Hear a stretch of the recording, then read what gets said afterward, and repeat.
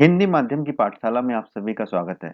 दोस्तों, इस वीडियो में हम एनसीईआरटी की कक्षा 9वीं के गणित के अध्याय 5 यूक्लिड की ज्योमेट्री का परिचय पढ़ेंगे।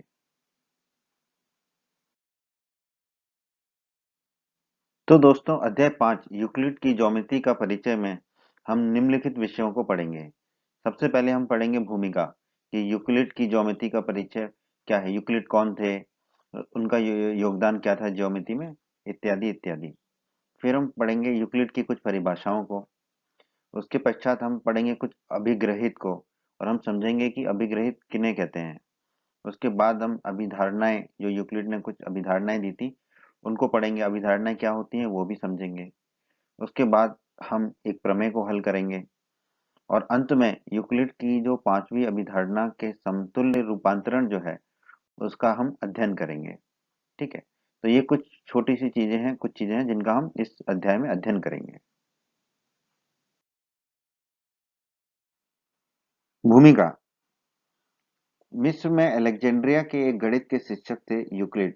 उन्होंने 300 ईसा पूर्व तक ज्ञात गणित के सभी ज्ञान को एकत्रित किया और एलिमेंट्स नाम की अपने एक प्रसिद्ध ग्रंथ में उसे व्यवस्थित किया। ठीक है, तो 300 ईसा पूर्व से पहले जो है गणित का जो ज्ञान था वो एकत्रित नहीं था, कहीं पर व्यवस्थित रूप से एकत्रित नहीं था। तो यूक्लिड ने क्या किया, यूक्लिड एक महान वैज्ञानिक थे, मिस्र में रहते थे वो, गणित के महान शिक्षक थे वो। तो उन शिक्षक ने जो भी गणित का ज्ञान था 300 ईसा पूर्व तक, उस ज्ञान को एकत्रित किया और एक किताब लिखी। और उस प्रसिद्ध ग्रंथ में, उस किताब में वो जो ज्ञान था, जिस ज्ञान उन्होंने एकत्रित किया था उसको उन्होंने व्यवस्थित किया। तो यूक्लिड का बहुत बड़ा योगदान है गणित में। तो इस अध्याय में हम ज्योमेट्री के प्रति यूक्लिड के दृष्टिकोण की चर्चा करेंगे और ज्योमेट्री के वर्तमान स्वरूप से इसे जोड़ने का प्रयत्न करेंगे कि यूक्लिड ने जो तब 300 ईसा पूर्व जो कहा था वो आज के संदर्भ में कितना उचित है और नहीं है, इसकी हम जोड़ने का प्रयत्न करेंगे। यूक्लिड की परिभाषाएं। आइए हम अब यूक्लिड की कुछ परिभाषाओं को पढ़ते हैं। तो यूक्लिड की पहली परिभाषा क्या कहती है, कहती है एक बिंदु, अंग्रेजी में कहें तो पॉइंट, वह है जिसका कोई भाग नहीं होता, मतलब उसकी कोई विमा नहीं होती, ना उसकी कोई लंबाई होती है ना उसकी कोई चौड़ाई होती है। तो ये जो बिंदु होता है इसे हम दर्शाते जरूर हैं, लेकिन इस बिंदु की कोई लंबाई चौड़ाई नहीं होती है। पर आप कहेंगे यहाँ पर देखने में तो प्रतीत हो रहा है कि इसकी लंबाई भी है और इसकी चौड़ाई भी है। हाँ, लेकिन ज्योमेट्री में हमें काम करने के लिए बिंदु जिसे हम कहते हैं उसको उसको ऐसे ही परिभाषित किया गया है कि इसका कोई भाग नहीं होता, अर्थात इसकी कोई विमा नहीं होती, अर्थात ना इसकी कोई लंबाई होती है ना इसकी कोई चौड़ाई होती है। और आज भी यही माना गया है जो यूक्लिड ने कहा था। यूक्लिड की दूसरी परिभाषा। यूक्लिड की दूसरी परिभाषा क्या है, एक रेखा, अंग्रेजी में कहें तो लाइन, चौड़ाई रहित लंबाई होती है। मतलब उसकी चौड़ाई नहीं होती है, सिर्फ क्या होती है, उसकी लंबाई होती है। एक रेखा की सिर्फ लंबाई होती है, चौड़ाई नहीं होती है। तो देखते हैं, एक रेखा है, ठीक है, तो इस रेखा की जो है सिर्फ लंबाई है, चौड़ाई कुछ भी नहीं है। ठीक है, तो ये यूक्लिड की दूसरी परिभाषा है।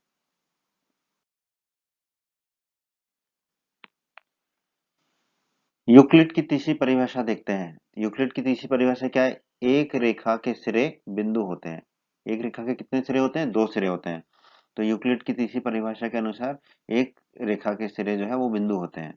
देखते हैं, ये रही हमारी रेखा। अब इस रेखा के दोनों सिरे क्या है, बिंदु हैं।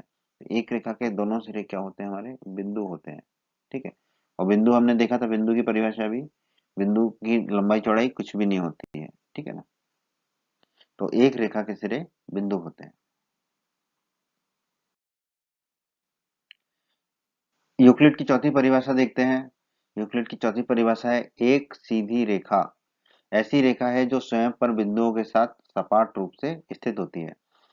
इसका मतलब है कि एक रेखा पर सपाट रूप से बिंदु होते हैं। इसको हम देखते हैं, ये जो रेखा है, तो इस रेखा पे सपाट रूप से क्या है, बिंदु हैं। बहुत सारे बिंदु सपाट रूप से हैं। तो एक सीधी रेखा ऐसी रेखा है जो स्वयं पर बिंदुओं के साथ सपाट रूप से स्थित होती है। ठीक है, सीधी होती है, सपाट मतलब सीधा होना। तो ये है यूक्लिड की चौथी परिभाषा। यूक्लिड की पांचवी परिभाषा। एक पृष्ठ, अंग्रेजी में कहते हैं सरफेस, वह है जिसकी केवल लंबाई और चौड़ाई होती है। मतलब कि इसकी लंबाई और चौड़ाई दोनों होगी। जैसे कि हमने रेखा का देखा था, उसकी सिर्फ लंबाई होती है, चौड़ाई नहीं होती। लेकिन पृष्ठ या सरफेस जो होगा, उसकी लंबाई भी होगी और चौड़ाई भी होगी। देख लेते हैं, ये है हमारा पृष्ठ। ठीक है, तो इस पृष्ठ की हमारी ये लंबाई है और ये जो है, ये है इसकी चौड़ाई। तो एक पृष्ठ वह है जिसकी केवल लंबाई और चौड़ाई होती है। तो ये यूक्लिड की पांचवी परिभाषा है।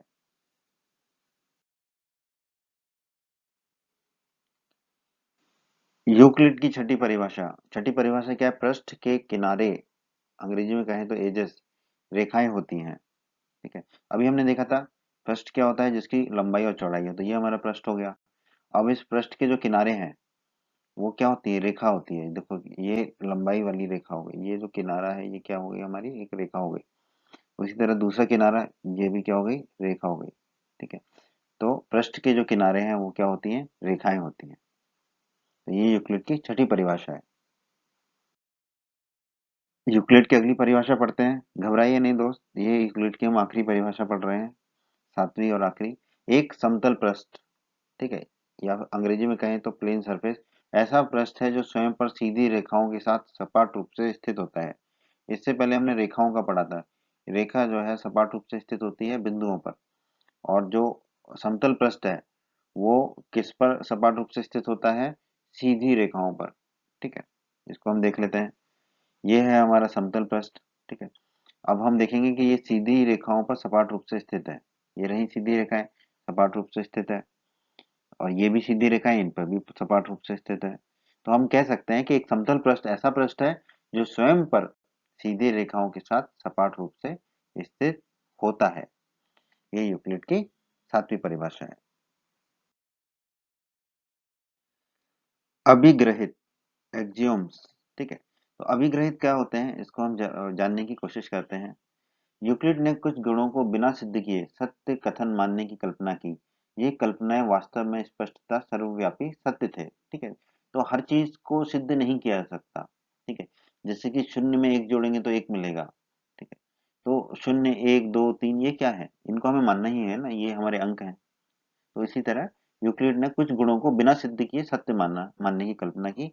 और ये कल्पनाएं वास्तव में स्पष्टता सर्वव्यापी सत्य थे, क्योंकि वो आज तक असत्य उन्हें कोई बता नहीं पाया, सिद्ध नहीं कर पाया, असत्य सिद्ध नहीं कर पाया। तो सामान्य अवधारणाएं, जिन्हें प्रायः अभिग्रहित या एक्सियोम्स कहा गया, वे कल्पनाएं थी जिन्हें निरंतर गणित में प्रयोग किया गया और जिनका केवल ज्योमेट्री से ही विशेष संबंध नहीं था। वो ज्योमेट्री के अलावा अंक गणित से भी उनका संबंध हो सकता था, पर ये कल्पनाएं थी जिन्हें हमें हमने सच मान लिया था। ठीक है, और गणित में प्रयोग किया गया था। तो इन कल्पनाओं को क्या कहते हैं? हम अभिग्रहित, एक्सियोम्स।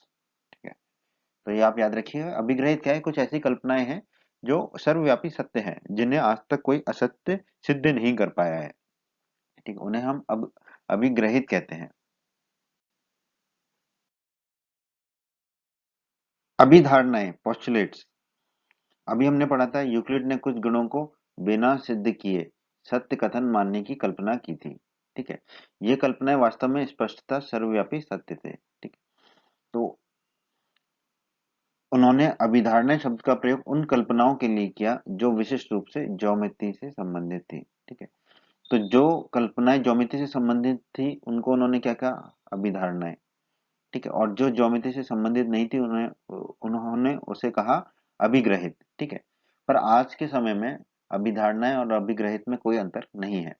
मतलब दोनों को ही हम बिना सिद्ध किए हुए सत्य कथन, जो कल्पना कर लेते हैं, वो मानते हैं। ठीक है, जो स्पष्टता सर्वव्यापी सत्य होते हैं। तो आज के समय में अभिधारणाएं और अभिग्रहित एक ही चीज को बोलते हैं हम। ठीक है, और वो क्या होती है? जो कुछ सत्य कथन जिनको कल्पना कर ली गई की गई है बिना सिद्ध किए, ऐसे गुणों को हम क्या कहते हैं? अभिधारणाएं या अभिग्रहित। लेकिन अगर हम यूक्लिड के शब्दों में कहें तो अभिधारणाएं ज्योमेट्री से संबंधित है और अभिग्रहित जो है ज्योमेट्री के अलावा संबंधित है। ठीक है, तो ये थोड़ा सा अंतर है यूक्लिड के अनुसार।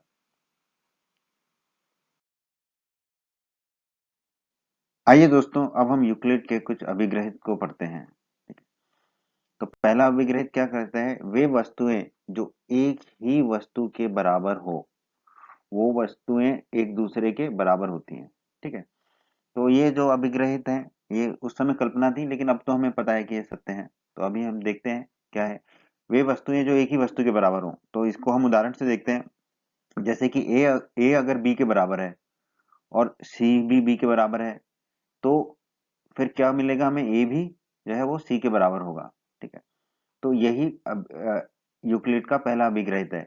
वे वस्तुएं जो एक ही वस्तु के बराबर हो, तो यहाँ पर एक ही वस्तु क्या है, बी। ए भी बी के बराबर है और सी भी जो है बी के बराबर है। तो ए किसके बराबर हो जाएगा, सी के बराबर हो जाएगा। तो यही यूक्लिड का पहला अभिग्रहित है। यूक्लिड का दूसरा अभिग्रहित, यदि बराबरों को बराबर में जोड़ा जाए तो पूर्ण भी बराबर होता है। ठीक है, इसको उदाहरण से समझते हैं हम। जैसे कि ए बराबर अगर बी है, तो ए में अगर हम कुछ जोड़ दें और बी में भी वही चीज जोड़ दें, तो उन दोनों का जोड़ क्या है, बराबर होगा। समझते हैं इसको।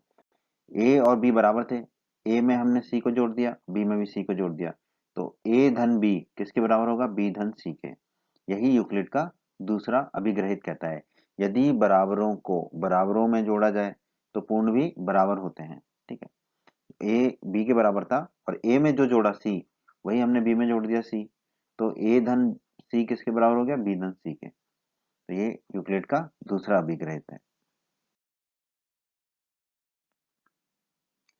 जैसा यूक्लिड का दूसरा अभिग्रहित था, बिल्कुल वैसा ही तीसरा अभिग्रहित है। यदि बराबरों को बराबरों में से घटाया जाए तो शेषफल भी बराबर होते हैं। ठीक है, इसको समझते हैं। जैसे कि अगर ए और बी बराबर हैं, तो इनमें से हम जो भी संख्या घटाएंगे तो उनका घटाव भी बराबर होगा। जैसे कि ए में से अगर हमने सी को घटाया और बी में से भी सी को घटाया, तो ए ऋण सी किसके बराबर होगा, बी ऋण सी के। यही यूक्लिड का तीसरा अभिग्रहित है। यूक्लिड का चौथा अभिग्रहित देखते हैं। वे वस्तुएं जो परस्पर संपाती हो एक दूसरे के बराबर होती हैं। परस्पर संपाती मतलब जो एक दूसरे को ढक दे, एक दूसरे एक के ऊपर एक आश्रय बराबर हो, एक एक के ऊपर एक बराबर हो, तो वो एक दूसरे के क्या कहलाती है, बराबर होती हैं। उदाहरण देखते हैं। जैसे कि एक रेखा ए बी और दूसरी रेखा है सी डी। अगर C D Rekha A B रेखा के ऊपर आ जाए, ठीक है, तो ये परस्पर संपाती कहलाएंगे। तो यूक्लिड के अभिग्रहित के हिसाब से ए बी बराबर क्या होगा, सी डी। ठीक है, तो यही यूक्लिड का हमारा चौथा अभिग्रहित है। आइए दोस्तों, यूक्लिड के पांचवें अभिग्रहित को देखते हैं। पांचवा अभिग्रहित क्या कहता है, पूर्ण अपने भाग से बड़ा होता है।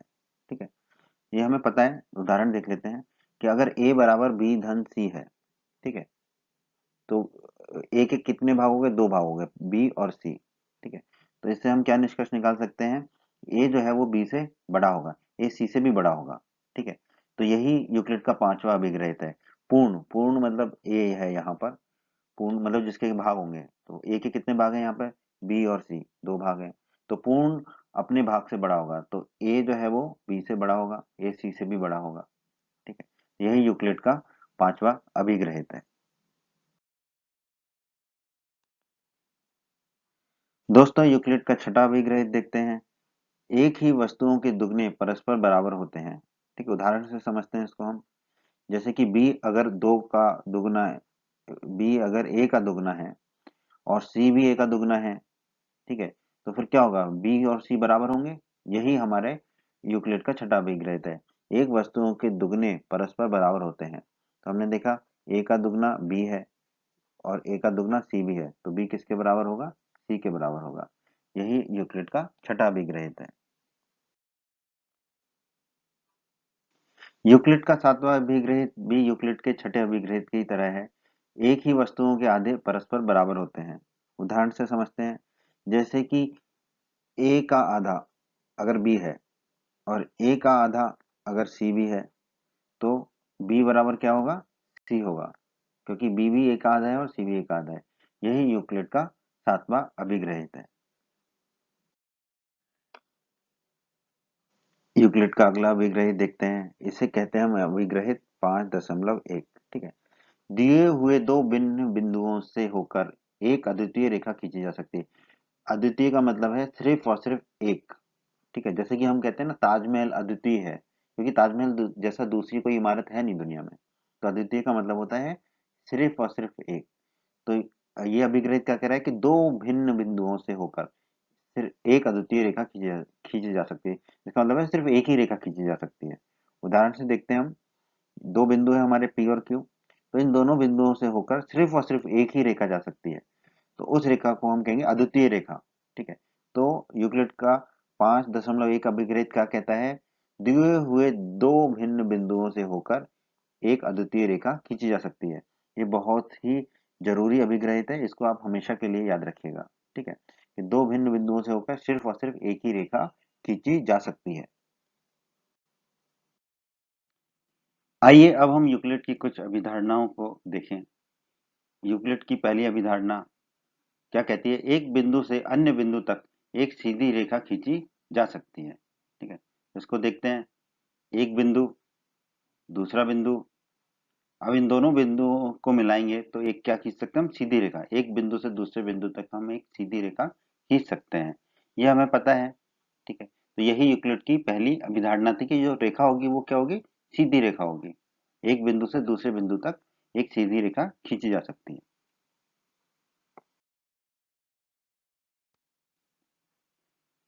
यूक्लिड की दूसरी अभिधारणा, एक शांत रेखा, या ऐसे रेखाखंड भी कहते हैं हम, टर्मिनेटेड लाइन को अनिश्चित रूप से बढ़ाया जा सकता है। ठीक है, तो देखते हैं, पहले देखते हैं शांत रेखा किसे कहते हैं। तो ये है हमारी शांत रेखा जो एक जगह से शुरू होती है और दूसरी जगह पे खत्म होती है। तो यूक्लिड की अवधारणा क्या कहती है कि इसको हम अनिश्चित रूप से बढ़ा सकते हैं। तो हम अनिश्चित रूप से इसको किसी भी तरफ बढ़ा सकते हैं, बाईं तरफ भी बढ़ा सकते हैं और दाईं तरफ भी बढ़ा सकते हैं और दोनों तरफ भी बढ़ा सकते हैं। यही यूक्लिड की दूसरी अभिधारणा है कि एक शांत रेखा को अनिश्चित रूप से बढ़ाया जा सकता है।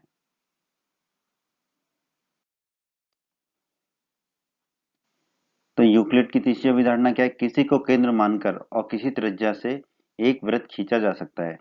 ठीक है, तो हमने एक बिंदु को केंद्र मान लिया, ये बिंदु है हमारा, फिर हमने उसका त्रिज्या ले ली।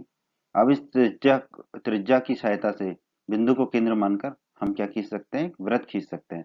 प्रकार की मदद से आप एक वृत्त खींच सकते हैं। यही यूक्लिड की तीसरी अभिधारणा है। यूक्लिड की चौथी अभिधारणा देखते हैं, सभी समकोण एक दूसरे के बराबर होते हैं। तो ये तो आपको वैसे भी पता है, जैसे कि ये एक समकोण है, जिसे हमने कहा कोण ए। ये देखिए ये दूसरा कोण, इसे हमने कहा कोण बी। ये दोनों क्या है, समकोण है। कोण ए बराबर कोण बी बराबर 90 डिग्री है। ठीक है, तो सभी समकोण क्या होते हैं, एक दूसरे के बराबर होते हैं। ठीक है, यही यूक्लिड की चौथी अभिधारणा है। अब हम यूक्लिड की पांचवी अभिधारणा को देखते हैं। यदि एक सीधी रेखा दो सीधी रेखाओं पर गिरकर अपने एक ही ओर दो अंतः कोण इस प्रकार बनाए कि इन दोनों कोणों का योग मिलकर दो समकोण से कम हो। दो समकोण से कम हो मतलब 180 डिग्री से कम हो, क्योंकि दो समकोण कितने होंगे, 180 डिग्री।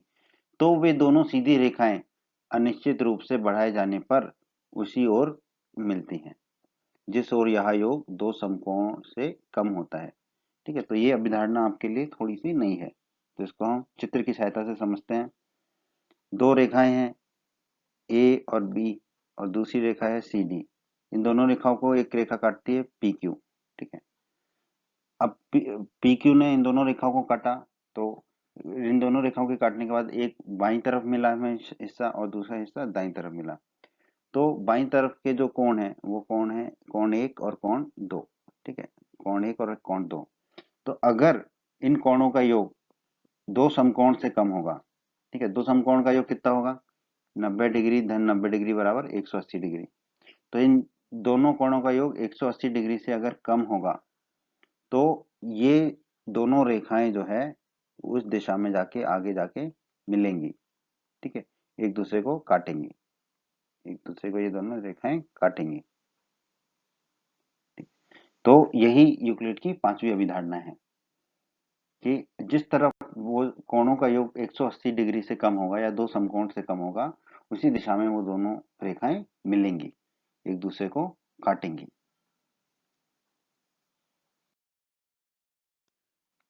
दोस्तों, अब हम देखते हैं यूक्लिड की पांचवी अभिधारणा जो अभी हमने पढ़ी है उसके समतुल्य रूपांतरण।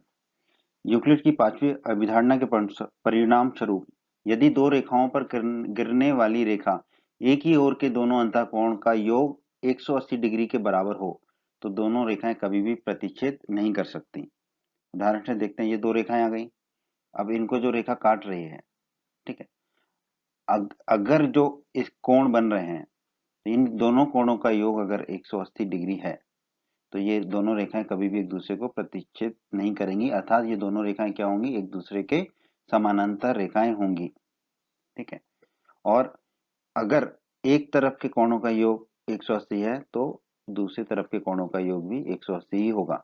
तो इसका मतलब है कि ना तो वो रेखाएं एक दूसरे को बाईं तरफ काट पाएंगी, ना ही दाईं तरफ काट पाएंगी। तो अगर दो रेखाएं एक दूसरे को नहीं प्रतिच्छेद कर रही हैं, काट रही हैं, तो वो दोनों रेखाएं क्या होती हैं, समानांतर रेखाएं कहलाती हैं। यही यूक्लिड की पांचवी अभिधारणा के समतुल्य रूपांतरण है। इस अध्याय में एक प्रमेय है, प्रमेय 5.1। ये प्रमेय क्या कहती है, दो भिन्न रेखाओं में एक से अधिक बिंदु उभयनिष्ठ नहीं हो सकते। उभयनिष्ठ मतलब एक दूसरे को काट नहीं सकते। ठीक है, तो दो भिन्न रेखाओं में एक बार तो वो काट लेंगी दोनों रेखाएं अपने आप को, पर एक से अधिक बार नहीं काटेंगी।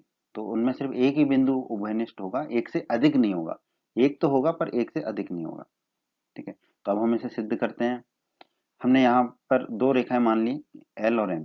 ठीक है, थोड़े समय के लिए हम यह मान लेते हैं कि दोनों रेखाएं दो बिंदुओं पर काट रही हैं, एक दूसरे को प्रतिच्छेद कर रही हैं। वो बिंदु हैं पी और क्यू। ठीक है, इस प्रकार दो भिन्न बिंदुओं पी और क्यू से होकर जाने वाली आपके पास दो रेखाएं हैं, एल और एम। परंतु हमने अभिग्रहित 5.1 में पढ़ा था कि दो भिन्न बिंदुओं से होकर केवल अद्वितीय रेखा खींची जा सकती है। अद्वितीय मतलब सिर्फ और सिर्फ एक ही रेखा खींची जा सकती है। तो वो रेखा या तो एल होगी या एम होगी। तो हम कह सकते हैं, इससे निष्कर्ष निकाल सकते हैं कि दो भिन्न रेखाओं में एक से अधिक बिंदु उभयनिष्ठ नहीं होगा। यही हमें सिद्ध करना था। तो ये प्रमेय को हमने ऐसे सिद्ध कर दिया। इस तरह की बहुत सारी प्रमेय आएंगी दोस्तों अगले अध्यायों में, जिनको हम पढ़ेंगे और सिद्ध करेंगे। तो ये अध्याय बहुत ही आसान है दोस्तों, और आपको समझ आया होगा उम्मीद करता हूँ। और अब आपको परिचय पढ़ने के बाद इसकी प्रश्नावलियों को हल करने में बहुत मदद मिलेगी। उम्मीद करता हूँ दोस्तों आपको हमारा ये वीडियो पसंद आया होगा। आप हमारे YouTube चैनल को सब्सक्राइब करें, इस वीडियो को लाइक करें, इस वीडियो को शेयर करें, और अपने सभी हिंदी माध्यम के दोस्तों को हमारे चैनल के बारे में और हमारे वीडियो के बारे में बताएं, ताकि हिंदी माध्यम के अधिक से अधिक छात्र हमारे चैनल और वीडियोस का अधिक से अधिक लाभ ले सकें। धन्यवाद दोस्तों।